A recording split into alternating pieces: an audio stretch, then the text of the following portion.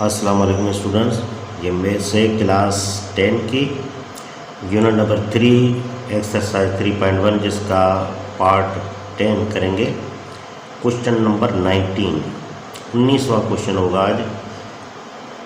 इससे पहले मैंने इसके 18 क्वेश्चन सॉल्व किए हैं, तो उनको ज़रूर देख लीजिएगा। ख़ास तौर पर पिछले 2-3 क्वेश्चन जो हैं 16, 17, 18, ताकि ये क्वेश्चन आपको समझ में आ सके। लिंक डिस्क्रिप्शन में मिल जाएगा इस पूरी एक्सरसाइज का। तो ये देखें क्या पूछ रहा है। If y is equal to a plus b, ये वेयर है, where a directly proportional x and b directly proportional x square, and when x is equal to 1 y is equal to 4, when x is equal to y is equal to 10, determine the relation between x and y। पहला step यहाँ तक है कि relation मालूम करनी है किसकी, x और y की, और उसके बाद find y when x is equal to 3। तो आइए इसे सॉल्व करते हैं। देखें पहले कंडीशन हमें क्या मिली हुई है, गिवन। हमें पहले गिवन का पता होना चाहिए कि गिवन हमें क्या मिला हुआ है। तो ये गिवन लिख दिया हमने। गिवन हमारे पास क्या है, ये देखें, ये a plus b y is equal to, given हमारे पास है y is equal to a plus b. इसको हम दे देते हैं इक्वेशन 1 का नाम। y is equal to a plus b, ये गिवन कंडीशन है पहली। कह रहा है where a directly proportion x है, तो यहाँ a जो है डायरेक्टली प्रोपोर्शन टू x है। और ये आपको पहले मैंने बता रखा है, समझाया भी है कि जब इस प्रोपोर्शन की निशानी को हम हटाते हैं तो फिर हम बराबर देते हैं और k कांस्टेंट इसके साथ शामिल हो जाता है। तो इसका k1 नाम दे देंगे और ये x हो जाएगा। तो ये कंडीशन ये सेकंड हो जाएगा, इक्वेशन सेकंड मिल गई हमें। फिर क्या है, b directly proportion x square के है, तो ये b इज ये डायरेक्टली प्रोपोर्शन है x स्क्वायर के। तो यहाँ प्रोपोर्शन की निशानी हटाएंगे तो b इज इक्वल टू हो जाएगा k कांस्टेंट मिल जाएगा। यहाँ हम इसको दे दें k2 का नाम दे देते हैं और ये x स्क्वायर। तो ये हो गई इक्वेशन हमारे पास 3। अब देखें ये 3 इक्वेशंस हमें मिल चुकी हैं, पहली, दूसरी और तीसरी। अब इन्हीं को हम यूटिलाइज करके चौथी एक इक्वेशन बनाएंगे। तो वो चौथी इक्वेशन किस तरह बनेगी, ये देखें।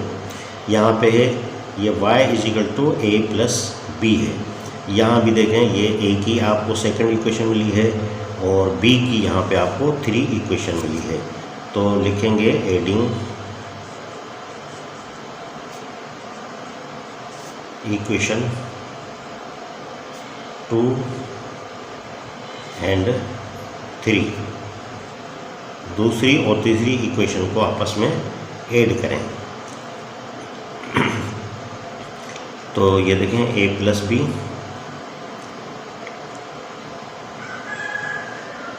ये a प्लस बी, ये अब इसका जो a का आंसर आया है, a का क्या था, ये k1x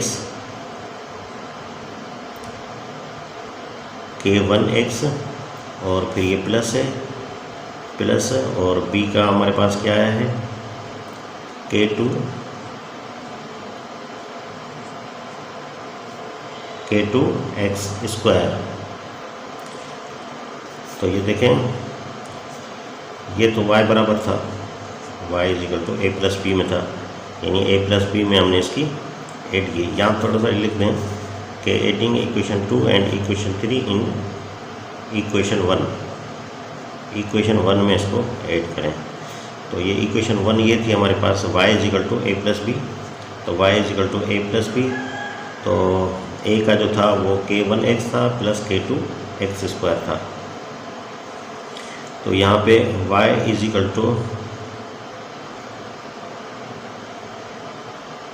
ये हो गया हमारे पास k1 x और प्लस k2 x स्क्वायर। ये हमने इसकी a की वैल्यू रखी और ये b की वैल्यू b की जगह पे हमने इसको रखा, तो हमारे पास क्या मिला, y is equal to k1x plus k2 x square. तो अब हमने क्या करना है कि k1 और k2 की वैल्यू मालूम करनी है।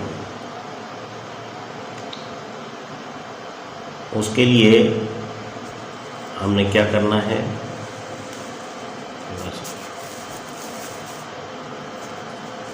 ये जो गिवन कंडीशन हमें मिली हुई थी, x is equal to 1 and y is equal to 4 when x is equal to and y is equal to 10, तो इसको अब हम इस्तेमाल करके k1 और k2 की वैल्यू मालूम करेंगे। तो यहाँ लिखेंगे पुट वैल्यू ऑफ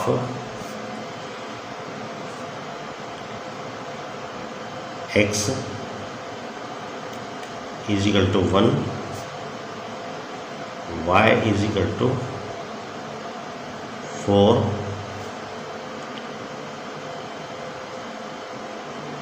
इन, इसको इक्वेशन नंबर 4 का नाम दे दें, इन इक्वेशन 4। इक्वेशन 4 में x1 और y1 की कीमत रखने, तो y इज इक्वल टू 4 है, यहाँ पे देखें y है तो y की जगह पे हमने 4 रख दिया, इज इक्वल टू k1 वही होगा k1, और यहाँ पे देखें x की वैल्यू 1 है तो x की जगह पे हम 1 रख दे देंगे, प्लस यहाँ पे k2 और x स्क्वायर, तो x स्क्वायर की कीमत है 1, ये होल स्क्वायर हो जाएगा, तो ये हो जाएगा 4 इज इक्वल टू, इसको करें तो ये हो जाएगा k1 वैसे का वैसा, क्योंकि 1 को मल्टीप्लाई करेंगे, और प्लस ये 1 स्क्वायर है तो 1 का 1 रहेगा, इसको मल्टीप्लाई करेंगे तो ये हो जाएगा k2। तो इसको आप नाम दे दें इक्वेशन नंबर 5 का, ये हमें हो गई इक्वेशन नंबर 5। अब जो है x is equal to and y is equal to 10, अब इसको भी जो है वो वैल्यू रखेंगे, पुट लिखेंगे, put value of x is equal to 2, y is equal to 10 in equation 4। ये सब मिले जो 4 इक्वेशन मिली है, ये बहुत काम की इक्वेशन हमें मिली है, इसी पे सारी जो है ना पूरा क्वेश्चन सॉल्व हो जाएगा इसी पे। तो put value of x is equal to y is equal to 10 in equation 4। तो इक्वेशन 4 हमारे पास क्या है, ये देखें, y is equal to k1x, तो यहाँ पे y 10 मिला हुआ है तो y की जगह पे हम 10 पुट कर देंगे, ये y की जगह पे हमने 10 रखा, इज इक्वल टू k1 वैसे का वैसा, ये k1 और x की जगह पे हमने ये 2 रखा, यानी 2 मल्टीप्लाई होगा इसके साथ, और फिर ये देखें यहाँ पे प्लस है, प्लस दे दिया, फिर ये k2 और ये x स्क्वायर है तो x की वैल्यू 2 है, तो ये 2 होल स्क्वायर कर दें तो ये हो जाएगा 10 इज इक्वल टू 2 को मल्टीप्लाई करें k2 के साथ, 2k1 हो जाएगा, और प्लस ये 2 स्क्वायर है तो इसका मतलब है ये 2 टू द 4 हो जाएगा, और 4 जो k2 से मल्टीप्लाई करेंगे तो 4k2 हो जाएगा। तो ये जो हमें मिल गया है 10 is equal to 2k1 plus 4k2, हमने k की वैल्यू मालूम करनी है k1 और k2 की। तो इसके लिए देखें, तो हमें कंपेयर जब करेंगे यानी सब्ट्रैक्ट जब करें, कम से कम एक का ख़त्म होना लाजमी है, या तो k1 k2 में से एक का ख़त्म होना ज़रूरी है ताकि दूसरे k की हमें वैल्यू मिल जाए। तो ये देखें, ये 2k1 है, यहाँ पे k1x है, तो अगर ये इस एक को ख़त्म किया जा सकता है, कैसे ख़त्म किया जा सकता है कि जब इसको और इसको हम बराबर कर दें, जब इसको और इसको हम बराबर कर दें तो फिर जब हम सब्ट्रैक्ट करें इक्वेशन 4 से ये इक्वेशन सब्ट्रैक्ट करें तो हमें ये k1 और k1 ये ख़त्म हो जाएगा। तो इसके लिए हमें क्या करना पड़ेगा, इसको डिवाइड कर दें 2 के साथ, डिवाइड बाय 2, इसको 2 से डिवाइड करें ताकि ये 2 ख़त्म हो जाए हमारा। तो ये कैसे हो जाएगा, ये 10/2 इज इक्वल टू ये 2k1/2 और प्लस ये 4k2/2। ये देखिए 2 की टेबल यहाँ पे 5 टाइम गई तो ये हो गया 5 इज इक्वल टू 2 कैंसिल हो गया, तो ये बचा हमारे पास k1 और प्लस ये 2 की टेबल यहाँ पे 4/2 टाइम जाएगी तो ये हो जाएगा 2k2। तो ये जो हमारे पास इक्वेशन बनी, ये जो इक्वेशन हमारे पास बनी वो इक्वेशन बनी नंबर 5। इक्वेशन हमारे पास आ गई 5 इक्वेशन। तो यहाँ तक स्टेप आपने समझ लिया होगा। अब हम यहाँ पे करेंगे सब्ट्रैक्ट, यहाँ पे कर लेते हैं।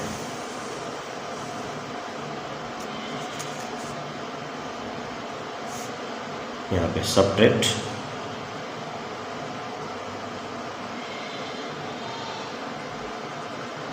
इक्वेशन 5 फ्रॉम या इक्वेशन 6 को सब्ट्रैक्ट करें।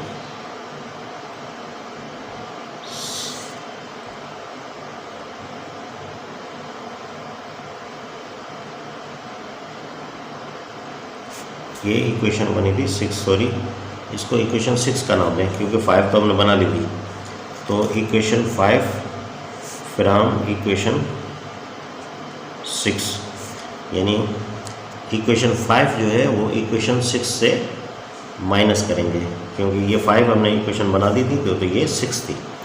तो हमारे पास 6 इक्वेशन क्या है, ये है 5 इज इक्वल टू k1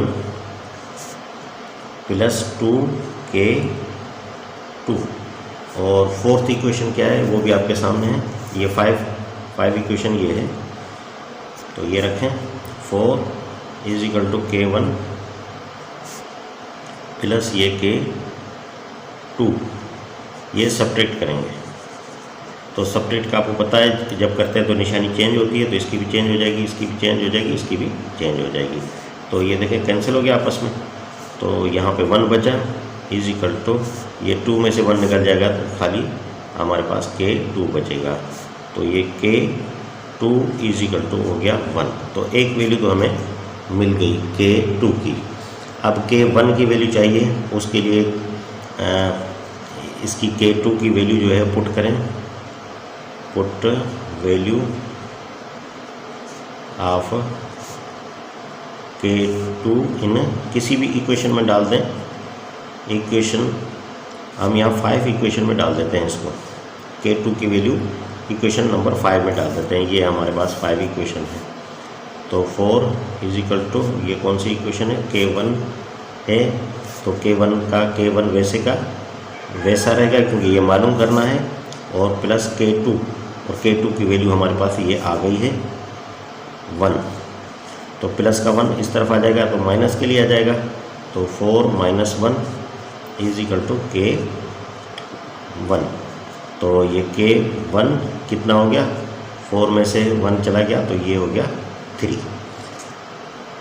तो ये k1 और k2 दोनों की वैल्यू हमारे पास ये देखें गिवन है, ये भी आ गई है वैल्यू, ये भी आ गई है हमारे पास वैल्यू। तो आगे सवाल पढ़ते हैं, देखें क्या कहता है। ये के रिलेशन कायम करें x और y के बीच में। तो put value of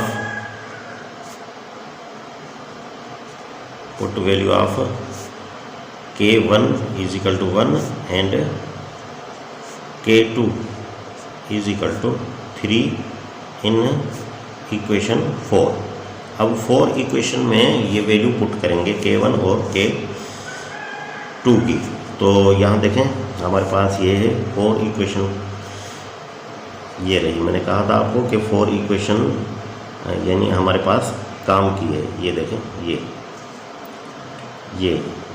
y is equal to, ये दोबारा मैं लिख देता हूँ, y is equal to k1x और प्लस k2 2x², ये इक्वेशन 4, ये 4 इक्वेशन थी। अब k1 और k2 की वैल्यू इसमें पुट कर देते हैं, तो ये y = k1 की वैल्यू होगी 1 और ये x की वैल्यू, अभी x की वैल्यू हमारे पास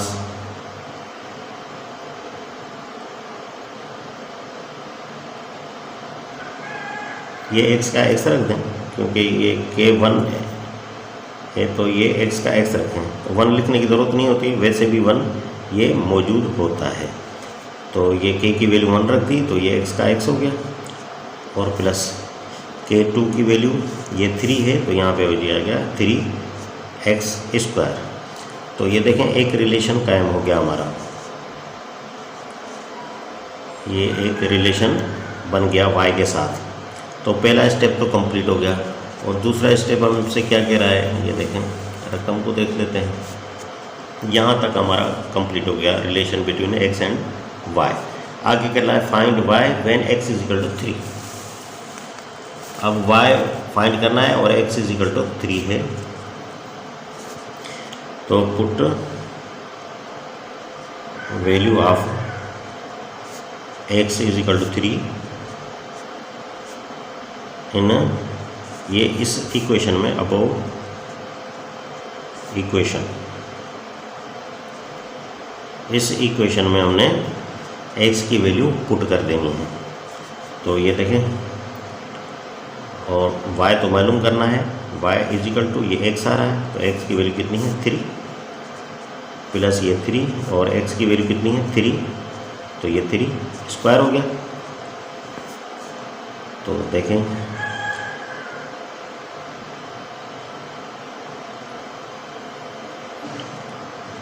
ये 3 यहाँ पे प्लस 3 और मल्टीप्लाई ये 3 इधर,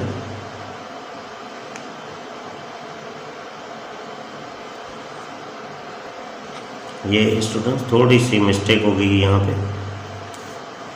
ये k1 की वैल्यू 3 थी, ये गलती में मैंने वो k2 की वैल्यू डाल दी, ये k1 की वैल्यू 1 है। तो ये इसको दुरुस्त कर लें, ये 3 इधर नहीं आएगा, 3 यहाँ पे आएगा, तो इसको दुरुस्त कर लें क्योंकि ये मिस्टेक हो रही थी यहाँ पे। तो अब इसको इधर कर देते हैं, इसको मिटा देता हूँ मैं, इधर वैल्यू रख देते हैं, put value of x = 3 in above equation, इस इक्वेशन में इसकी वैल्यू डालते हैं। तो ये y का y रहेगा = ये 3, और यहाँ पे x = ये 3 है, तो यहाँ पे 3 मल्टीप्लाई हो जाएगा इसके साथ, और प्लस x² है, तो x की वैल्यू 3 है, इसको होल स्क्वायर कर देंगे, तो ये हो जाएगा 3 इधर 9, और प्लस ये 3² है, 3 इधर ये भी हो जाएगा 9, तो ये y = हमारे पास बनेगा ये 18। तो ये हो गया आंसर हमारा। तो इसको दुरुस्त कीजिएगा। तो यहाँ थोड़ी सी मिस्टेक हो गई थी कि मैंने k की वैल्यू 1 रख दी थी, जबकि k की वैल्यू यहाँ पे हमने 3 निकाली थी, और k2 की वैल्यू मैंने यहाँ 3 रख दी थी, जबकि k2 की वैल्यू हमने यहाँ पे 1 निकाली थी। तो ये है आंसर इसका। उम्मीद ये क्वेश्चन आपको अच्छे तरीके से समझ में आ गया होगा। तो ये एक्सरसाइज ख़त्म हो गई। नेक्स्ट एक्सरसाइज तक के लिए इजाज़त दीजिए मुझे। अल्लाह हाफ़िज़।